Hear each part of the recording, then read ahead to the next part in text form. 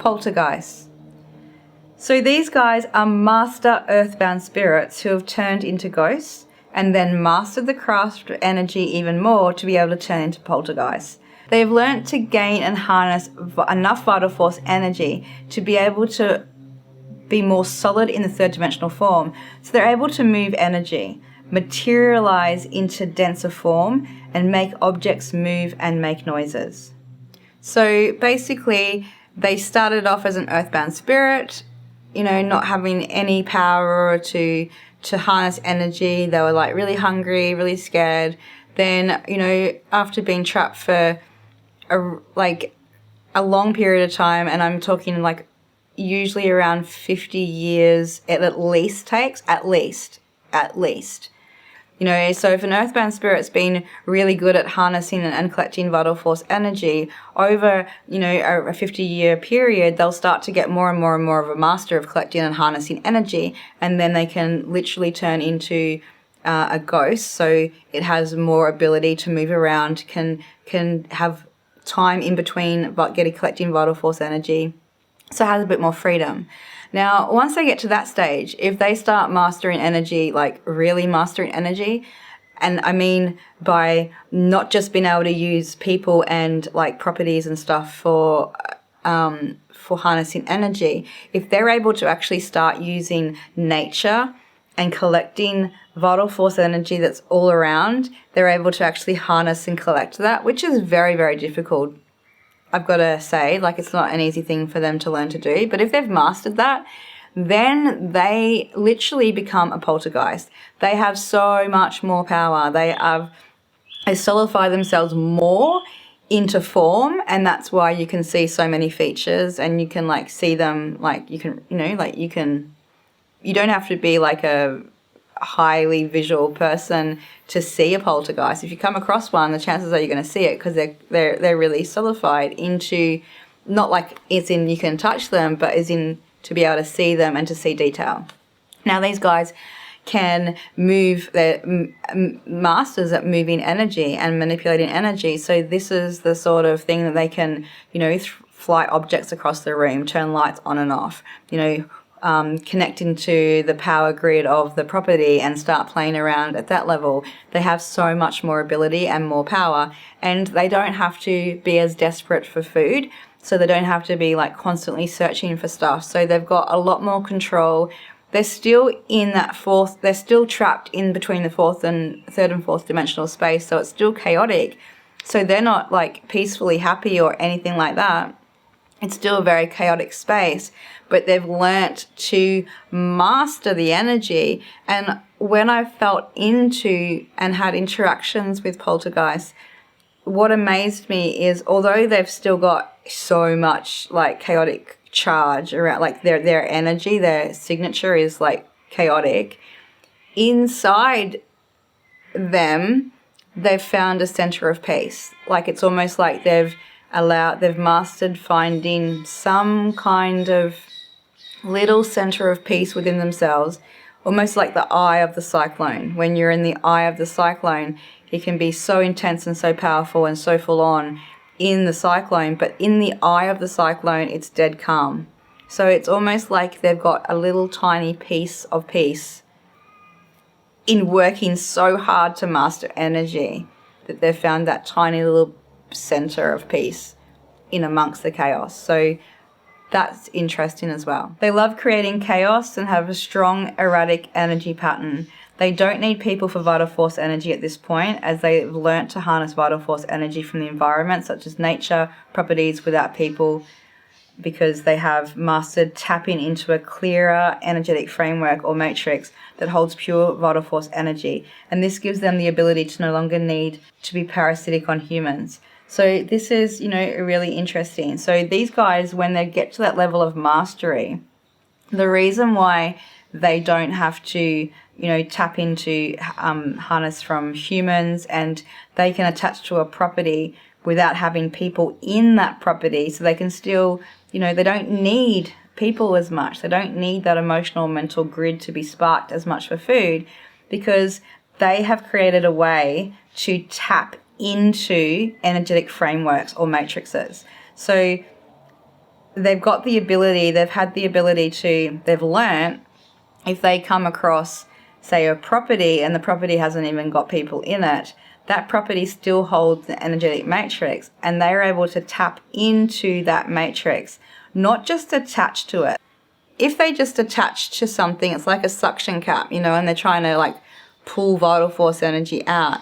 When a poltergeist has learnt to master tapping into grids, energetic grids, it means that they're not just like attaching and siphoning like, in a really low pro way.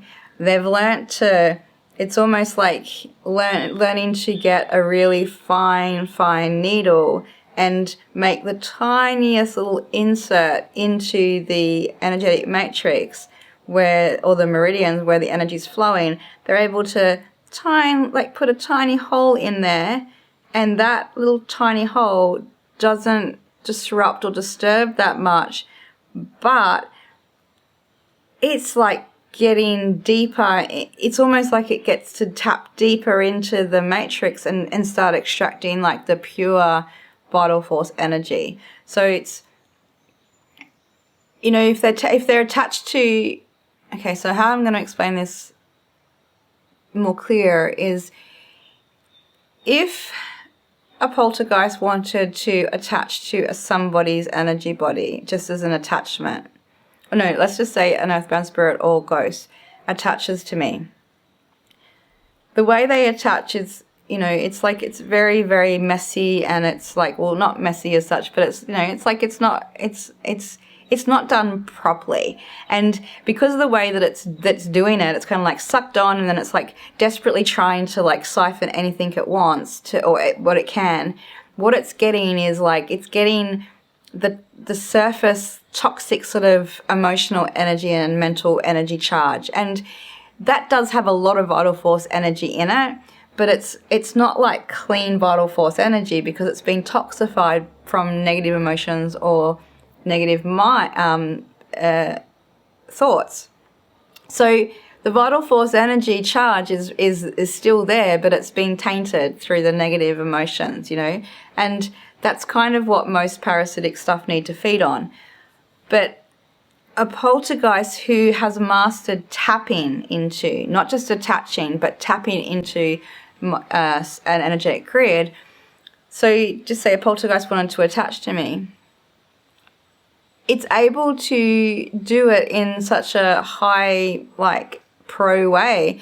It's almost like having a really fine needle that's able to penetrate the exact point within someone's grid, like precise points in the grid. Put the needle down like far enough to get past the negative emotions and just tap into the pure vital force energy flowing. So that's the best way that I can kind of describe that. It's so hard to sometimes bring it into an analogy. So a poltergeist can basically, get the cream, the top vital force energy, the more powerful, cleaner vital force energy by learning how to tap grids instead of just attach to them. So I hope that makes sense. Now, this doesn't mean they never attach to people, because don't forget they still have personality, because they carry their emotional and mental bodies. If these souls are bitter and angry, and most of them at this stage, even if they weren't too bad while incarnated, being trapped for so long, they can get quite bitter and angry. So, they can attach to someone just to create a bit of chaos for someone. So they don't need to attach to people at this stage, they just don't need to. But what I find occasionally, if I find someone that's got a poltergeist attached, and I'm just like, what? Why? And when I've gone in and like kind of, this is not in the records, this is when I've opened their energy body doing a hands-on healing, because that's when I get to interact. So if I've done a healing for someone with a poltergeist attached, I've been able to actually kind of almost have a conversation with the thing and just be like, why? Like, I don't get it. And what I've come across each time is that they're just like, they're kind of just bored. And bored's not necessarily the word, but they just, if if they've been somebody who likes to create problems for people, in life, when they get trapped, they're kind of still the same. They can still be the same. They can still have the same motives of causing issues for people. So some poltergeists will be that way, where you will find some poltergeists that you'll never ever hear stories about because they just aren't interested. Once they've mastered that level where they don't need to be parasitic on people anymore, they will find a way to escape people, and they'll just almost try and create as much peace for themselves as possible in a very, very hell of a dimension. So, yeah, it's quite amazing that, a lot of them won't want to create any problems. But some who have been a pain in the ass while incarnated will still be a pain in the ass while not incarnated. In saying that, I've also found many who just want to do their own thing, like I said, and be left alone. They've worked hard to get themselves into a better position and such a hell of a place. So that by the time they've got themselves into this position, they really just don't want to interact. They just want to kind of chill out and find some way of finding a tiny, tiny slither of peace, in such chaos and a hellhole of a dimension like they're trapped in. So I've even found that, while I was doing hands-on healing, sometimes if I did find a poltergeist attached to someone, when I went in, they weren't even interested in me until they knew that I could send them home. Once they knew that I could send them home, they were either really, really keen, or they were resistant to leaving this dimension because they were afraid of leaving. So sometimes when I've come across them in a hands-on healing and I've, gone to interact with them, sometimes they haven't been interested in wanting to engage with me. But, I've kind of had to, kind of say to them, hey, like, you need to talk to me because you're attached to someone and they don't really want this anymore. So we have to talk. We have to have this conversation. And once they realize that I have the ability to to help them cross over properly, they will have two reactions.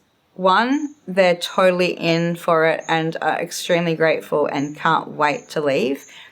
But the second response I can sometimes get, which can feel like be a little bit strange, is that they don't want to go, that they're resistant because they are actually afraid of it. They are so afraid of having to go somewhere else because it's been so painful where they were and having to learn all of this. By the time they get to a poltergeist, they're just like, leave me alone. I'm like, I don't want to go anywhere else and have to go through all this again.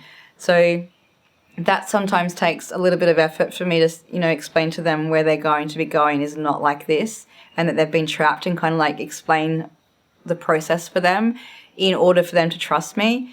Now, once I've gained that level of trust, when I was doing hands-on healing and doing the crossover in a hands-on healing, it's different to how I cross people in the Akashic Records. So in the hands-on healing process that I would do, I would then be able to take that person, that soul, by the hand and basically hold their hand while they transition until they get to the fifth. So I'd be able to help them move into the fourth and to be able to be there while they let go of their emotional and mental body, and still supporting them, and then moving on to the fifth. Once they get there, they're fine. They're completely, totally fine. So I've been able to hold them right up to that point and then let them help them kind of, reach that point where they let go of the fear, they've let go of the pain. And that's an extremely beautiful process to be a part of, So it was a really beautiful way to learn that some of the poltergeists, were just way too afraid to go anywhere. I kind of expected everyone to be like, yes, like, let's go. But some weren't. And that was, quite of a shock to me to start with. But then, after it happened a few times, I started to understand and recognize that, it's been a long time, and they don't even know where they are. They have no idea. So to be able to understand it and process it, to be able to and then let them kind of move through that transition has been really quite beautiful and powerful. So some attaching mechanisms for a poltergeist to attach to a person. Now, they don't need people for vital force energy, like I said, but this doesn't mean they never attach to people. They can attach to just create a little bit of chaos for someone, but the person would have to have a lot of static energy in their energy body to allow this energy to attach. It would find someone who was really angry or bitter or had some sort of intense emotions going on to be attracted to them, because it will have and hold the same sort of static energy, so very attractive. If the poltergeists are extremely dark and powerful, it could have the power to attach to almost anyone, but it's not very common, although I am told more common in certain parts of the world where old castles and buildings are more common to live in. So basically, a poltergeist to attach to someone, the person would have to have a lot of full-on, charge going on in their energy body as well, a lot of chaos and staticness going on, because it just needs that kind of static charge to attach to. Most poltergeists would need somebody to have a very chaotic charge in their energy body to attach. But if the poltergeist is very, very strong and very, very dark, it won't necessarily need the person to hold a static charge in their energy body. They could just attach to anyone if they wanted to. But that would be a very, very dark and very powerful poltergeist to push itself to do that. But I do find that some places, across the world, places that have lots and lots of old castles, like England and Scotland, those types of places who hold really, really old, really old castles, these poltergeists who sometimes hang around those really old castles, sometimes those poltergeists are the ones that can force themselves onto others. There's been lots of stories and documentation about people who have, kind of gone a bit crazy because it's, by the sounds of it, one of these things has attached and just been so dark and so powerful that it's driven somebody kind of mad. So there's definitely certain places in the world that hold, really old castles and really old buildings that are more inclined to have poltergeists attached, and some places of the world are more inclined to have, poltergeists that are really dark and really, really full on that can, attach to just anybody to create chaos. And there has been issues of people who have had one of these attached and it's literally drove them crazy just for fun. So more common in places that hold very, very old buildings like castles and stuff. The results in a person if attached.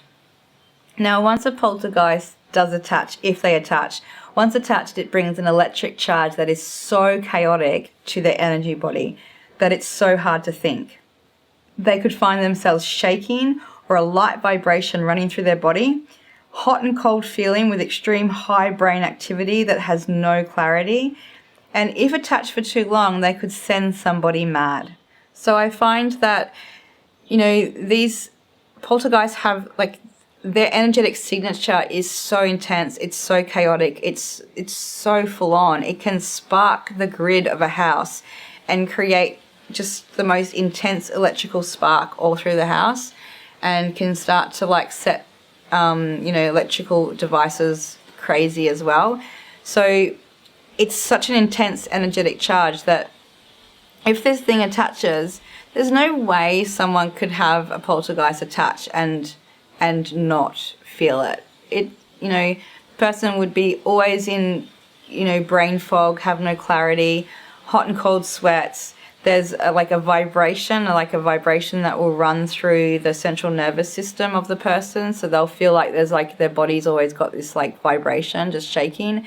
And, they will feel just there's just no clarity and, just a constant weird full-on stuff, but a lot of brain fog, a lot of not being able to concentrate without this sort of pulsating vibration running through their brain.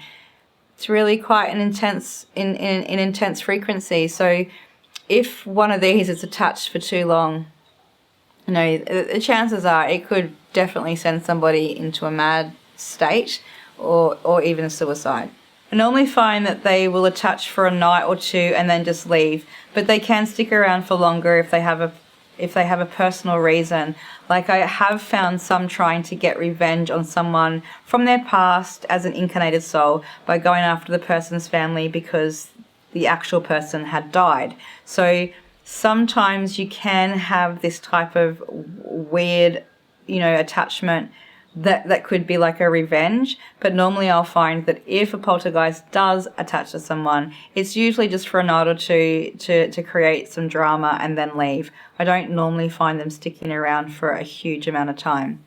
But like I said, there has been the odd occasion that I have found a poltergeist attached to someone for a longer period of time, and when I've, kind of gone in and found out, like, why is this happening? And when I was more into, doing a lot of research, I'd really investigate some of this stuff. So part of that investigation was working out that some of these poltergeists actually became poltergeists for revenge. So they became an earthbound spirit, still kept their emotional, mental body, had something going on that was really intense, and, totally just they wanted revenge over, and used that as fuel to work really, really, really, really, really, really hard to get enough power to become a ghost, and then spent that much time working really, really, really, really hard to then become master of energy, to become a poltergeist, in order to take revenge out on the person's family, usually. Because usually, by the time the person's become a poltergeist, the person that they want revenge on has usually died as well. And that means they don't have the ability to go tracking where a soul's incarnated and stuff like that. They just don't have that ability as a poltergeist, earthbound spirit or ghost. They're trapped. They haven't got that ability. So what they do have the ability for, though, is to be able to literally look for the family members, the left behind incarnated souls of that person, and kind of take revenge out on them in a way for revenge. So really, really odd scenario to have come across, but I have come across this at least 3 times, so it's not like a one-off. Some poltergeists will be after revenge, and you might not ever come across this in your life, but I feel like I need to say it in case you are one of those people who comes across one of these scenarios and you're just like, what the hell is going on here? Because the person's being terrorized by this attaching poltergeist because their great Uncle Sam had an issue with this particular soul. Do you know what I mean? So just odd and weird, but occasionally, one or two times in your life, you might come across that. So worth mentioning. So a poltergeist can't hibernate. Like I said, earthbound spirits, ghosts, and poltergeists, they can't hibernate. But they can attach for lifetimes. All of them can attach for lifetimes, but there has to be an attaching mechanism, like I said, like a vow, bond, pact, binding, curse. There has to be an attaching mechanism and it has to be really, really strong to be able to keep that, soul attached to another person. So if there was a poltergeist attached to someone for lifetimes, it would mean there's been a very strong, attaching mechanism made to keep that soul attached. But it means that the soul attached first was an attaching earthbound spirit, that then became an attaching ghost, that then became an attaching poltergeist. Now, I do find that I have found ghosts attached for lifetimes who were earthbound spirits and then became ghosts over a few incarnations. So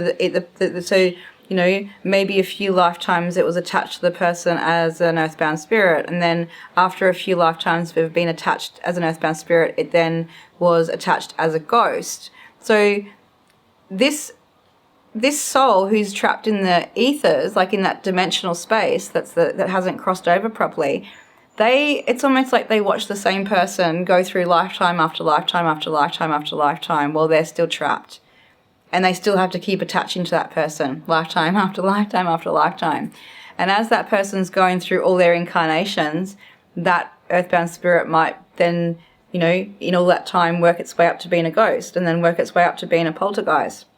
Usually by the time the soul's worked its way up to being a ghost, and if they're still attached lifetime after lifetime, usually the person will start to notice something's going on, and it will cause them to create a situation or be drawn to a situation where this can be removed and the ghost can finally be untrapped, you know. Like, that's kind of what would normally happen, because that ghost would be trying to manipulate that person into all sorts of scenarios to allow them to just finally let go and not be attached. If that didn't happen, and after many, many lifetimes the soul became a poltergeist and was still attached to the same person, I can imagine that by then the poltergeist would be doing something fully crazy. So, you know, I'm going to say it could happen. It'd be just so bizarre, and you'd have to, like, you know, see why, and you wouldn't have to if you wanted to. So I'm going to say that it could happen, but it'd be just like, oh my God, so bizarre to have it happen. But there's lots of bizarre things that happen, so let's just say it could happen, but, you know, chances are it won't. Okay, so that's it for earthbound spirits, ghosts and poltergeists. I hope that was, you know, clear enough to see the difference between them. It's just kind of, you know, the stages of mastering energy, basically. But I find that you come across entities more than you come across earthbound spirits, ghosts and poltergeists attached to people as a more common occurrence. You know, finding earthbound spirits, ghosts and poltergeists attached to properties is really common, but attached to people a little bit less, you know, but it's still common enough to be something that you definitely will have experience with. And if you do this work over your time of doing this work, that you will find a lot of this sort of stuff going on throughout your time. So it's really quite fascinating to, you know, if you're interested in doing a little bit of research and stuff like that, to be able to find out why and how and stuff, that just makes things kind of tie together, and your understanding of how it all works becomes greater. So, you know, it's up to you on how far you take information, but it's really fascinating when it comes to, you know, this in-between dimension, this in between the third and the fourth dimension, this static dimension that, you know, can trap souls. So now we've finished with this particular group of energies. We're now going to go and look at all the other different energies that we can find.